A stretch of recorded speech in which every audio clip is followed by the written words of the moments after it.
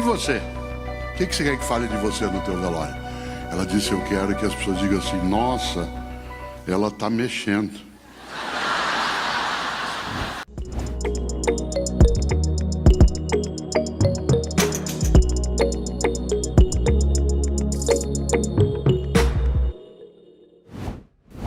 No mês de setembro de 2020, quando a pandemia ganhava uma força muito mais danosa, nós fechamos o mês de setembro de 2020 com 22 mil mortos. Imagine que isso estava distante dos 700 mil que nós tivemos ao final. Mas naquele momento, 22 mil já era um número expressivo. Haja vista que nesse momento de guerra horrorosa no Oriente Médio, até agora 16 mil pessoas morreram nessa guerra entre Israel e o Hamas. Isso significa que 16 mil é muita gente. Uma pessoa é muita gente. Para quem com ela convive, para a própria pessoa. Imagine 22 mil em setembro. E aí, eu estava um dia dando uma entrevista online, remota, sentado em casa, em home office, para uma das redes de notícia de canal a cabo, a jornalista no estúdio, eu ali. E ela, no meio da entrevista, fez uma pergunta difícil para mim. Ela disse, em meio àquele momento em que a morte nos rondava de modo mais exuberante, disse, professor, no dia que o senhor morrer, quando o senhor encontrar Deus, o que o senhor quer que ele fale para o senhor? É claro que a pergunta tinha um elogio, que era supor que é Deus que eu vai encontrar. Desse o nome que se queira dar, Deus, deusa, deuses, força, amor, energia, tanto faz. Estava falando da fonte da vida. Eu, na hora, quis brincar com ela. E até outro dia, o Pedro e a equipe dele postaram um pouco isso que eu vou dizer agora nas redes sociais. Essas redes que permitem isso que o Pedro agora contava. Elas permitem o dano, o horror, a mentira, a falsidade e permitem a alegria, o conhecimento, a partilha. Ele se emocionou, o Pedro aqui agora, e eu me emocionei com ele, estando ali atrás, porque de fato um propósito especial na vida é quando você é capaz de ser contributivo ou contributiva, de ter relevância. E de fato essa semana, na terça-feira, terça mesmo, não aquela que ele imaginou, né?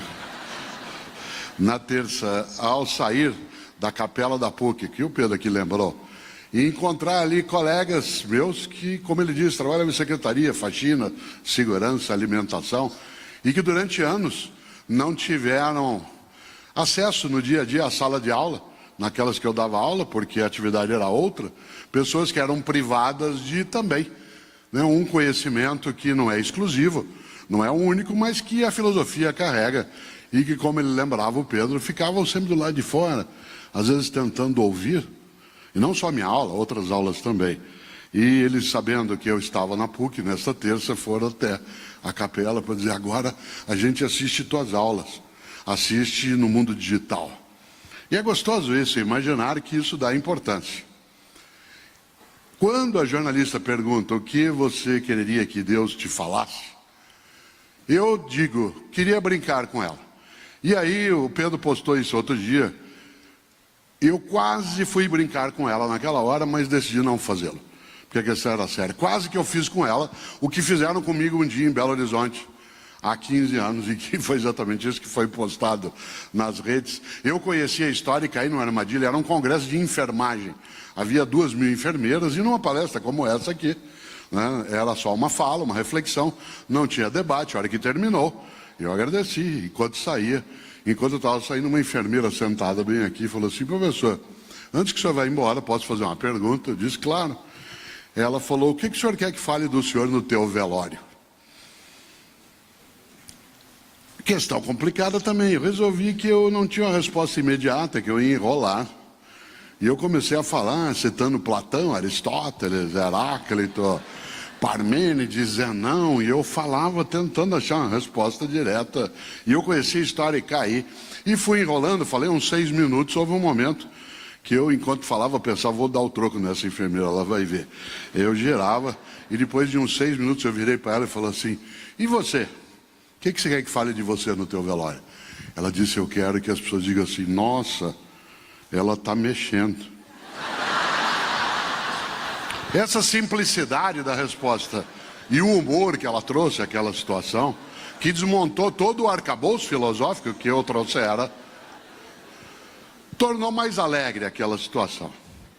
E eu quase brinquei com a jornalista, mas decidi não fazê-lo. E eu disse a ela algo que eu quero partilhar aqui, que tem a ver com vida, trabalho e propósito. Tem a ver com o que nós fazemos e o porquê o fazemos.